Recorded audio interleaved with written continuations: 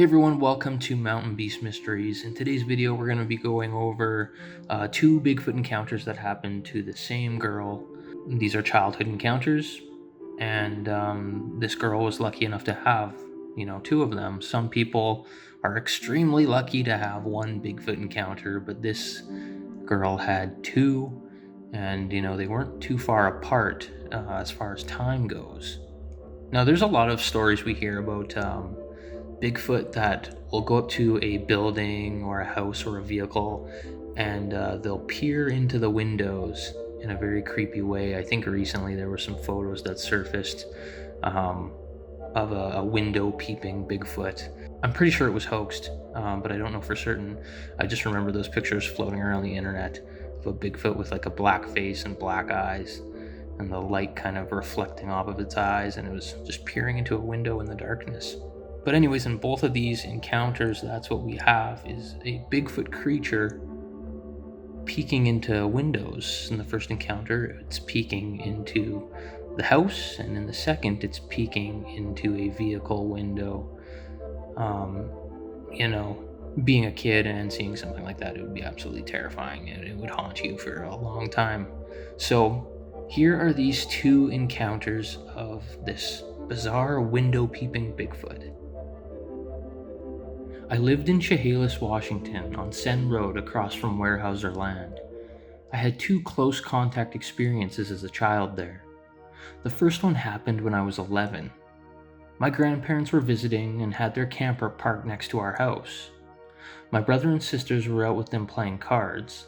My mom and dad were in their bedroom, and I was playing the piano in the living room.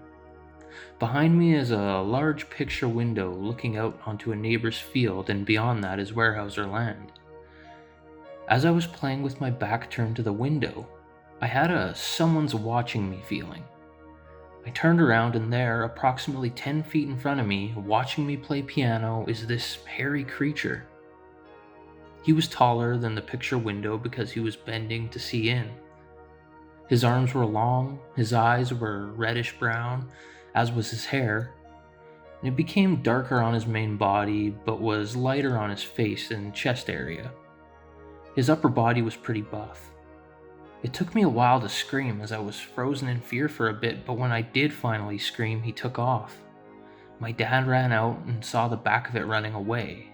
My grandparents and sisters and brothers saw it run by the camper, and then my dad saw it run through our field to the creek. So that's 6 people that saw it. I, of course, having the closest encounter. The second sighting is at the same house. My best friend was staying the night, and I had made my bedroom in the back of the truck with the topper on it. The truck was parked a little ways away from our house by the barn. We were both in bed talking, and suddenly the light from the house was blocked out. I saw a face in the topper side window looking at us. At first, I thought it was one of my siblings, but as my eyes adjusted to the light change, I realized it was the hairy face I had seen in the picture window months before. I then froze and whispered to my friend also not to move. It watched for what seemed like an eternity, maybe waiting for us to move, which we didn't. Then it moved towards the open back gate window, to our horror. I thought it was coming to get us, but it never showed up back there. We got the courage to get out and go to the house. We told everyone what had happened. They had all been in there watching a movie. Those are my two accounts. I'd like to add that there was an intelligence in its eyes and some sort of non-verbal communication. The second time, when it was me and my friend in the back of the pickup, I did get occasional whiffs of a musky body funk smell. Also hearing weird howling noises often in the evening that weren't quite the same as the coyotes, but kind of similar. So those are two very weird encounters. The first one is very interesting because everybody saw it. There were 6 people that actually witnessed it. The girl was able to see it, pretty clearly, looking at her as she's playing the piano. And after she screamed, it took off, and that's when the rest of the people were able to catch a quick glimpse of it to confirm that it was actually a thing that was there, and it ran away and disappeared. And this is on a farm, so I'm guessing there's lots of wilderness surrounding this area where this creature has been hiding. And it just seems like a very curious Bigfoot creature. It's trying to see like what these people are. Now, that being said, it might have bad intentions as well. It keeps checking out this young girl, like maybe it wants to take her. You do hear those First Nations tales of Bigfoot trying to take the children, the tales of the Zunaqua, and it's probably not what it was doing. It was probably just checking things out, and it was probably just a curiosity thing. But you never know. Maybe if those parents weren't there, if she didn't scream, maybe something would have happened. I mean, we do have stories about Bigfoot being quite aggressive, and like approaching people's houses and looking through windows. There's the story, the siege of Honabi, which I think happened in Oklahoma, if I remember correctly, where these people kept having these creatures pretty much just like harassing them when they were in their home, and it was a pretty substantial Bigfoot encounter. But lucky enough, this girl months later had another encounter where her and her friend were camping out in the back of a pickup truck that was covered by a topper, and those toppers have windows on the sides, and something blocked the light from the house, and there it was, the same creature. It knew they were in there, and I mean, this time they didn't scream, and it kind of just walked off. So it does seem like it was just a curious thing, and it was just checking them out and seeing what they were doing. It didn't actually try to bust in and grab them and take them away into the woods. But being a kid, like I said before, must have been an absolutely terrifying experience. And she does mention that musky body smell, the typical Sasquatch putrid odor that is reported time and time again. It's one of the biggest similarities in these reports is that smell.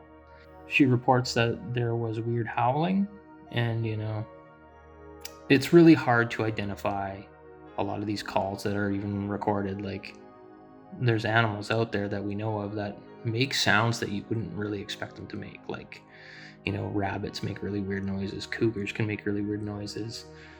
Someone recently messaged in saying that a fox can make a really, really bizarre sound.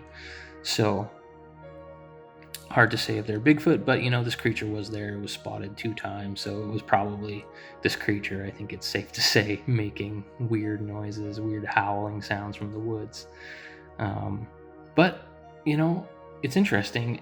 It seems in some of these cases like this, where the creatures like go up to people's houses and are checking things out, it's like they'll stick around for a brief period of time, maybe a couple weeks, maybe a month or 2, and then they'll move on. You do get these weird interface encounters, is what I like to call them. It's not in the city or in a town, but it's not totally in like the remote wilderness. It's kind of in that interface, between in the farmland, where there's civilization and there's a population, small populations of people, and just essentially farms everywhere. You do get a lot of encounters in areas like that. Like, they're moving in to kind of see what people are doing. So I find those cases extremely interesting. You just never know where these cases can happen. It seems nowadays they can happen pretty much anywhere. So that's all I have for today's video, guys. Let me know what you think of it in the comments down below. Thanks for watching. We'll see you next time on Mountain Beast Mysteries.